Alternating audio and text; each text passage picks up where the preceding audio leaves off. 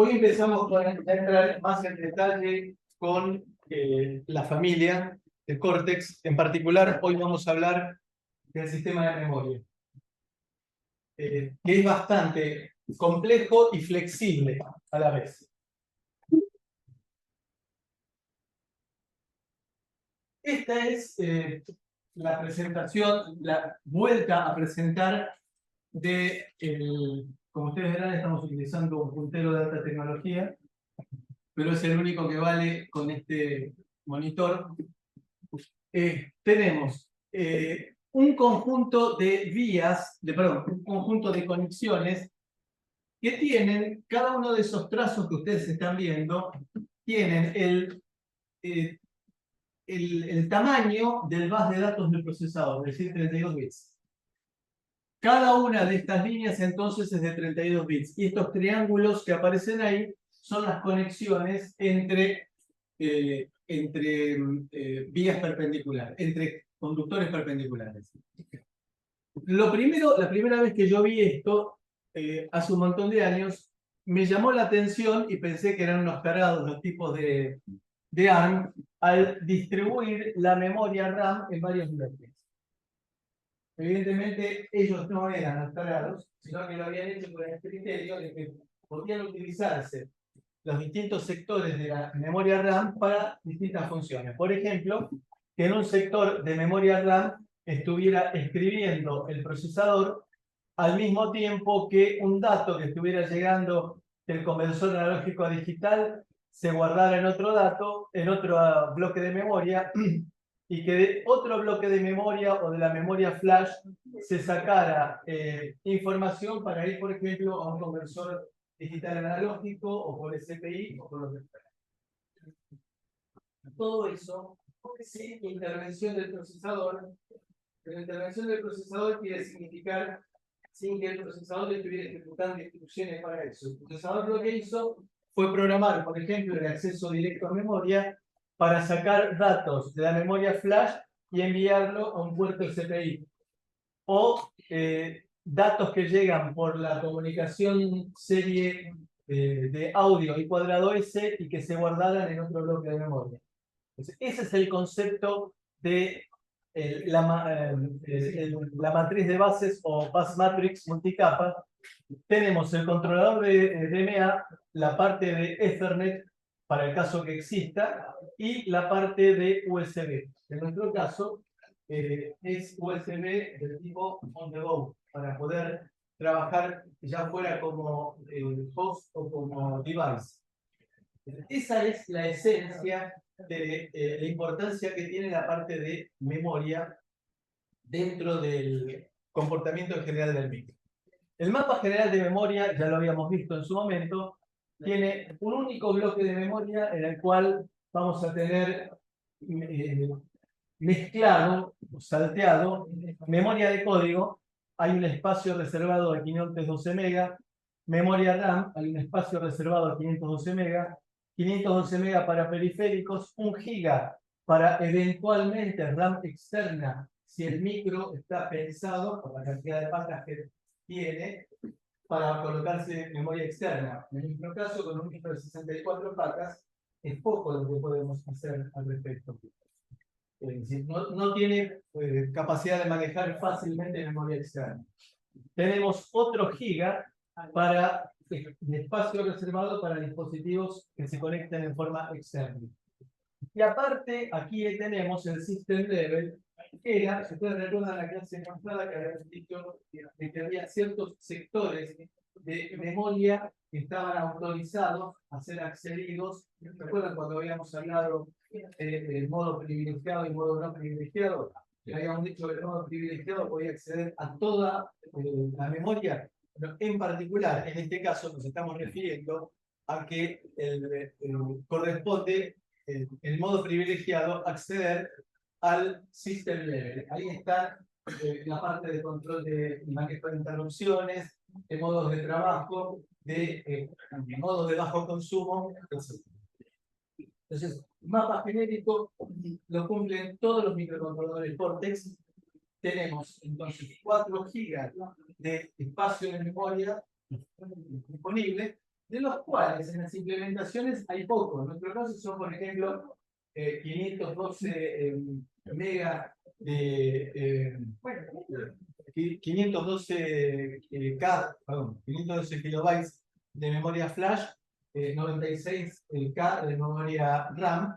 Es decir, que ocupamos un pedacito chiquitito de el espacio reservado para memoria de código y para memoria de datos. Lo ampliamos un poco más. Y acá nos aparece algo bastante interesante. Fíjense que en la parte inferior de la memoria RAM, la parte más baja de memoria, aparece algo que dice bitband. Y en la parte también más baja de los periféricos dice bitband. ¿Qué quiere significar bitband? Bueno, primero de todo, bitband quiere significar reincorporar algo que tenían los microcontroladores viejos y que se perdió con la aparición de los ARM7, los predecesores de Cortex, que fue el acceso a la memoria o a los periféricos como si se trataran de variables de tipo bit. ¿Qué es una variable de tipo bit? Aquella variable que puede tomar valor 0 o 1 y tiene de ancho un bit. Típicamente nosotros lo vamos a usar como clase.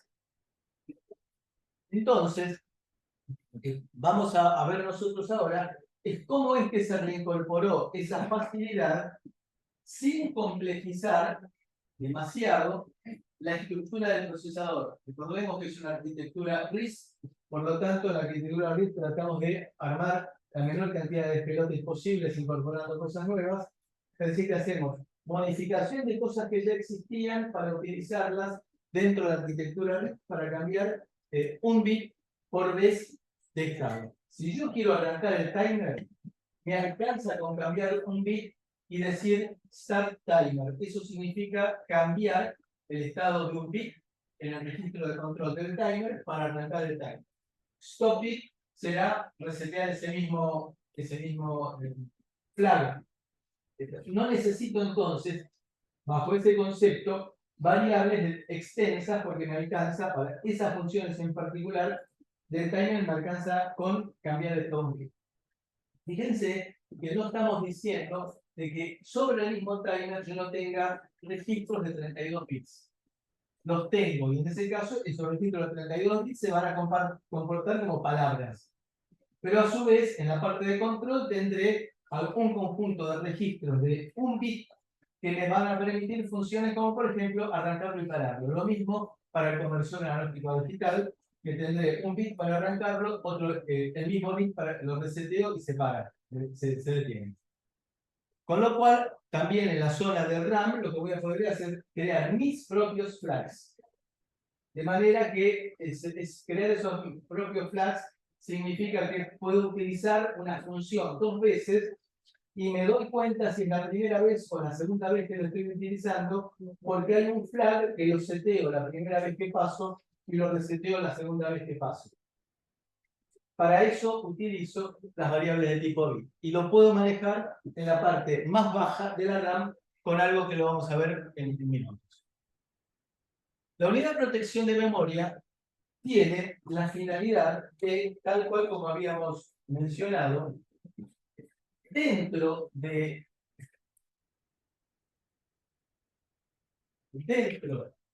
mapa de 4 GB que habíamos visto recién, tomemos un tramo que es la memoria RAM en particular.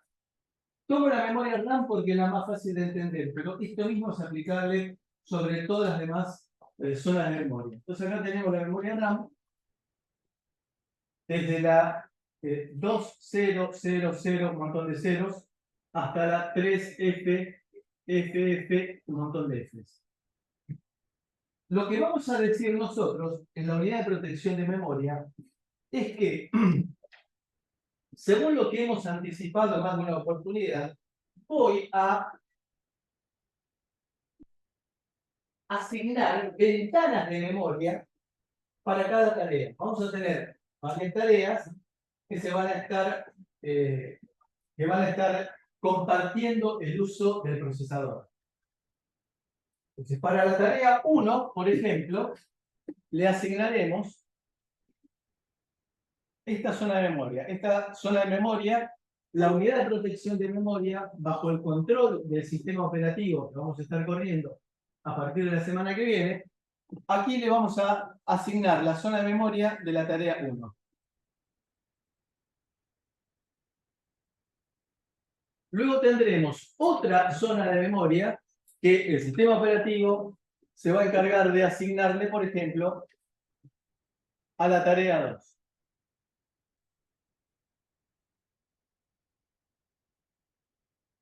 Pero acá debemos recalcar un par de cosas importantes que las vamos a empezar a usar desde la semana que viene. ¿Qué es? Cada tarea va a tener asignada, por ejemplo, una zona para guardar los registros, para copiar los registros del procesador. O sea, habrá una zona para los registros del procesador. Ahora vamos a tratar de entender por qué.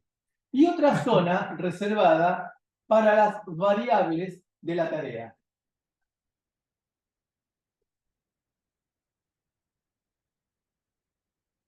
Tendremos otra zona de memoria para la tarea 3.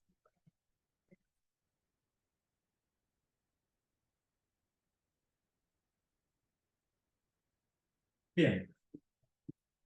Ese sistema operativo que estamos tratando de inducir que existe, va a largar a correr la tarea 1, por ejemplo. Con lo cual, habilita que la tarea 1 trabaje en esta zona de memoria. Lo cual implica que tiene prohibido el acceso a todo el resto. Con lo cual, si la tarea 1 se enloquece y quiere escribir en otra zona de memoria, va a aparecer un error grave que va a ser un Memory Management Fault, una falla en el acceso de memoria. Y eso va a generar una excepción. ¿Qué es una excepción? Es un concepto más amplio que la interrupción. Ustedes asocian, de Digital 2, la idea de interrupción con eventos externos. En el caso este, de la falla de gerenciamiento de memoria o de acceso a memoria, es algo interno. Entonces, si bien se procesa como una interrupción, no es un evento externo, sino que es interno. Por eso, el término general que utilizamos es excepción, que involucra este tipo de eventos y también incorpora a las interrupciones. Entonces, es algo que está es un poco más grande que la interrupción, pero se maneja tal cual como las interrupciones. Bien, entonces, cuando cambio de tarea, lo que voy a hacer es, el sistema operativo va a cambiar la zona de memoria que va a tener disponible la nueva tarea. En esa zona dijimos que hay una zona reservada para los registros. Bueno, ¿por qué?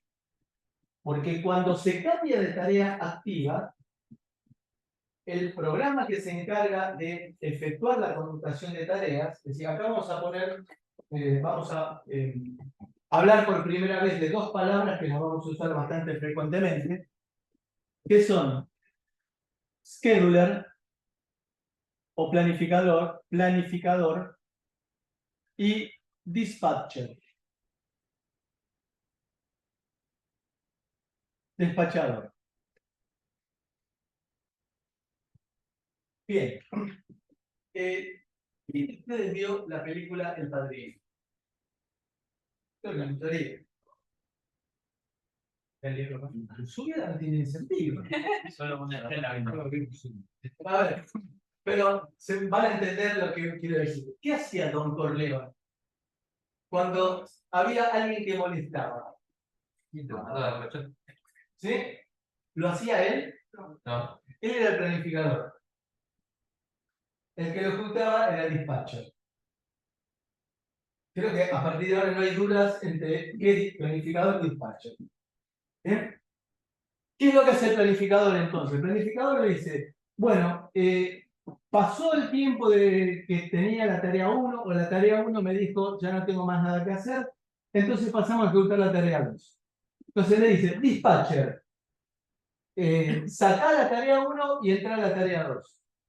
¿Qué hace el dispatcher? Empieza a guardar prolijamente en la pila de la tarea 1 los registros, el valor de los registros que tenía en ese momento, de todos los registros. ¿Para qué? Para cuando le toque la vuelta de retomar la tarea 1, retome exactamente del lugar en donde estaba antes de que el dispatcher y el scheduler lo liquidaran. Y entonces, ¿qué es lo que va a hacer ahora el dispatcher? De acuerdo a la directiva que recibió de Don Corleone,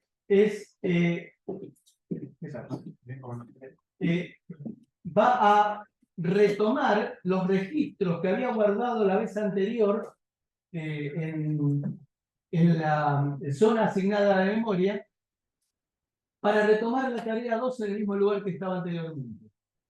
Las variables propias de cada una de las tareas las vamos a poner en esa zona de memoria.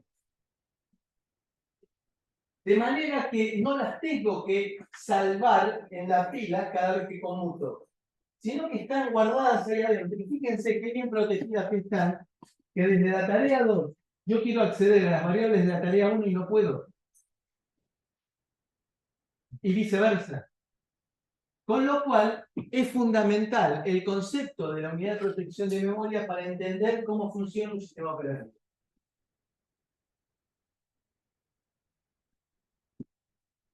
¿Quedó claro? ¿Alguna pregunta? Entonces, ¿qué es lo que tiene la unidad de protección de memoria? Hasta 8 regiones. ¿Qué hago en estas 8 regiones? Tamaños de 32 bytes a 4 gigas. ¿Qué es lo que hago en estas 4 regiones? Por ejemplo, decirle, este tramo de memoria es exclusivo para la tarea 2. Ahora bien, puedo asignar una zona de memoria, por ejemplo, utilizando las múltiples regiones que tengo, otra zona de memoria, por aquí abajo, por ejemplo, esta que estoy marcando, memoria compartida.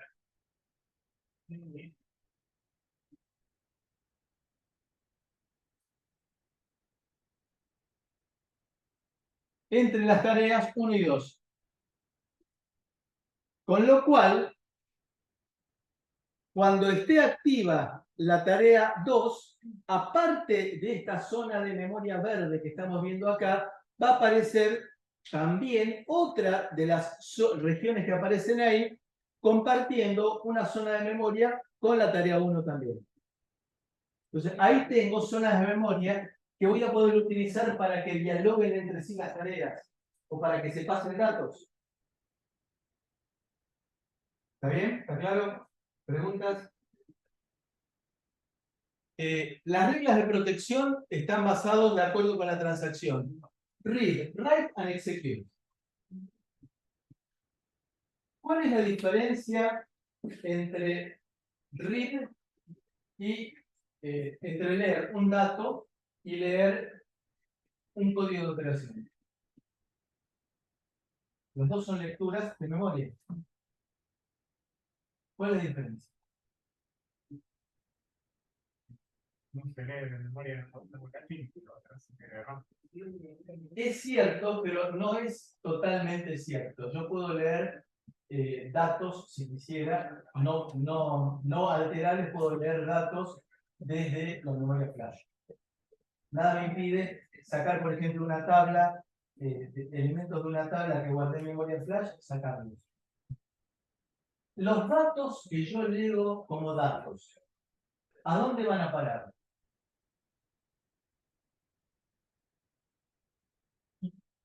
A los repito. Lo que yo leo como código de operación, ¿dónde va a parar? ¿A los registros?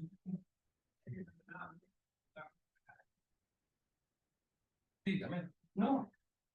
No formaba el registro, código de operación, operando uno, operando dos, ¿no eran tres operando? Sí, pero el código de operación de 32 bits Sí, no va a un registro, no va a R4, sí, sino que va a la unidad de decodificación. sí, Es otra parte. sí.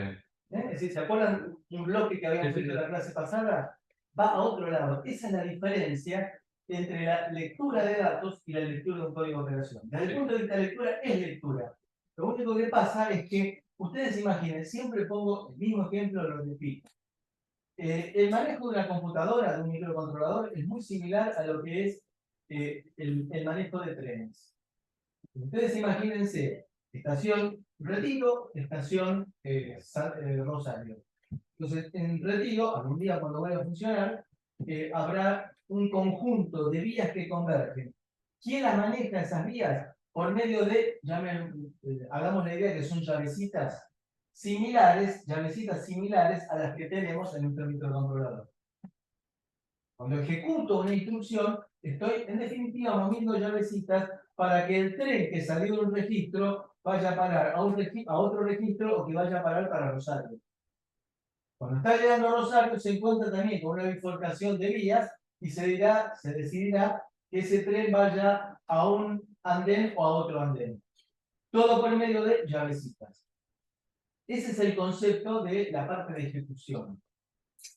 Entonces, las reglas de protección es, hay zonas de memoria que yo voy a decir que sean, por ejemplo, de lectura y escritura. Puede haber zonas de memoria que sean de lectura solamente para una tarea y de escritura para otra tarea. Entonces, si la tarea 1 tiene que volcar un dato para que lo lea la tarea 2, esta zona de memoria rayada va a ser zona de escritura para la tarea 1 y de lectura para la tarea 2. Y para execute significa memoria de código. Esos son los atributos que va a tener cada zona de memoria. La violación de la unidad de protección de memoria va a producir una excepción de falla de gerenciamiento de memoria.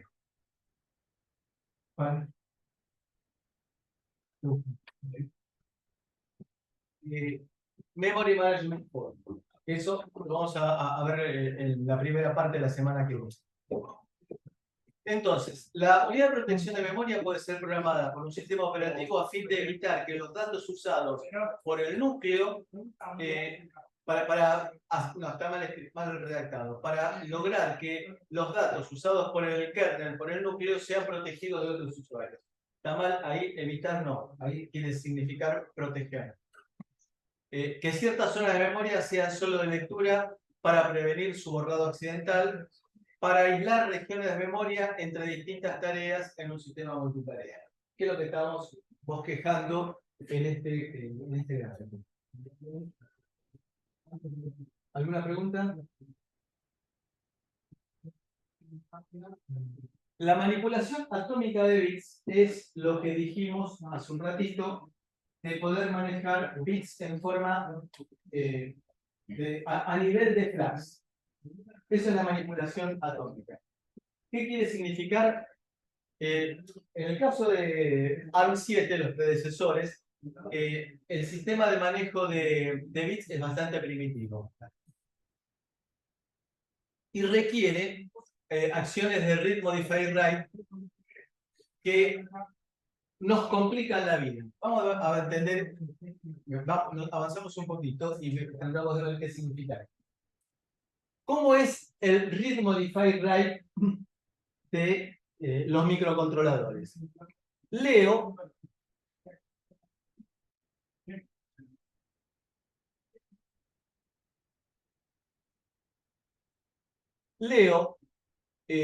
un byte de RAM o de un registro. Lo modifico, en este caso poniendo un 1 en un bit y lo escribo. Lo cual, si bien nos lleva más tiempo porque son 3 operaciones, lectura, modificar el registro y escritura, el problema que tiene es otro. ¿Qué sucede si en el medio de esta operación, antes de escribir, aparece una interrupción? Esa interrupción, por ejemplo, me cambia uno de los bits de esta posición de memoria. Fíjense, si me cambia, supónganse que me cambia esta posición de memoria, que estaba en 0, la pone en 1. Y como yo lo leí antes, voy a seguir teniendo en este tercer bit, voy a seguir teniendo un 0. A pesar que una interrupción por alguna razón escribió un 1. Cuando yo escriba este resultado modificado de vuelta en la memoria, voy a escribir un 0 porque fue el valor que yo había leído. En ese lapso, una interrupción me cambió el valor. Pongamos un ejemplo para tratar de aclararlo. Sistema de reserva de pasajes de aviones. Estoy queriendo comprar un avión, voy a soñar, un avión para ir a Nueva York. Y en el momento en el cual yo entro en la página de reservas de la aerolínea, veo que hay un pasaje disponible. En ese mismo momento, un hermano brasileño entra en la página de la aerolínea, ve que hay un pasaje que está disponible y lo compra. Ahora, no tomo ninguna precaución, los dos compramos el mismo pasaje. ¿Por qué? Porque no hubo ninguna forma de, el término exacto es bloquear. Bloquear quiere significar cerrar con llave. Pero para eso no se hace una cola que tenés un determinado tiempo para hacer la transacción. Si no la hiciste en ese tiempo, te saca. Si me van a empezar a tirar abajo todos los ejemplos, Nadie- voy a tirar mal. Sí, por supuesto. No, hoy en día el mecanismo es mucho más elaborado que lo que estoy contando, pero quiero decir, es el caso de que el otro pasajero me compró el pasaje antes que yo termine de hacer la operación de ritmo diferente. Con lo cual vamos a tener que viajar a UPA uno del otro. Entonces, ¿cuál es la solución? La solución es poder trabajar a nivel atómico. ¿Qué significa a nivel atómico? ¿Qué significa nivel atómico? Indivisible. Es decir, que es una sola instrucción, no es read, una instrucción, modify, 2, write, 3. Lo que estamos planteando son instrucciones que me permiten, en una sola instrucción, modificar. Eso es lo que se llama Big Bang. Para lo cual, y con la idea de no crear nuevas instrucciones, lo que hacemos es un concepto que elaboró la gente de Cortex, que es crear alias. A ver, ¿a quién le gusta el fútbol? Creo que a la mayoría. Si usted vean cómo juega mi nieta al fútbol,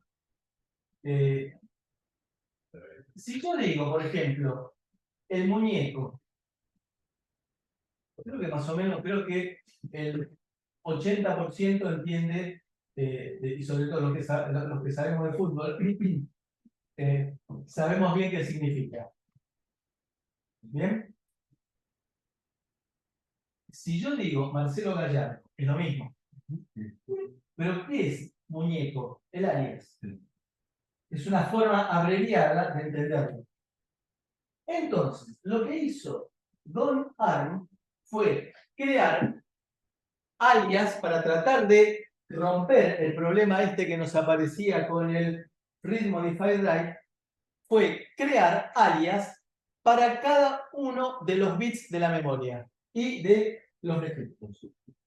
No, dije mal, de una zona de memoria y de una zona de registros, de periférico. Entonces, este primer bit que estamos marcando aquí en gris, se le asigna un alias, una posición de memoria ficticia, no existe, sino que es un alias. Es decir, Gallardo no es un muñeco, no existe un muñeco.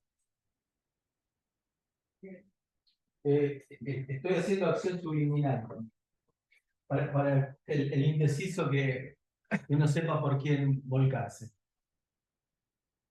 Lo que hace entonces ARM es crear toda una zona de memoria en la cual no tenemos memoria, tenemos decodificación solamente, y cada una de esas locaciones de memoria corresponde a un bit.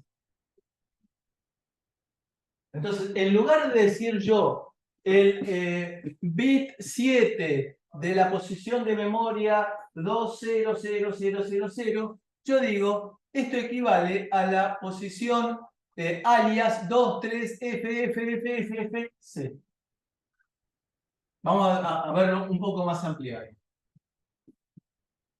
El bit menos significativo de la posición de memoria 2000,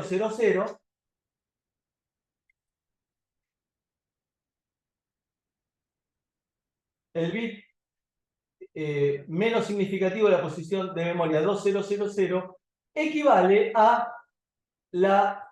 alias 22000000.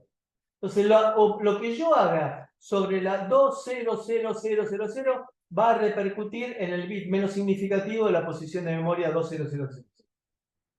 Entonces, si yo escribo sobre esa posición de memoria, sobre este alias 2200000, el bit menos significativo de lo que escriba va a parar al bit menos significativo de la 200000. Y para leerlo también, cuando leo ese alias, leo el bit menos significativo. ¿Qué hago con esto? Operaciones atómicas. Se puedo modificar a nivel de bits perfectamente.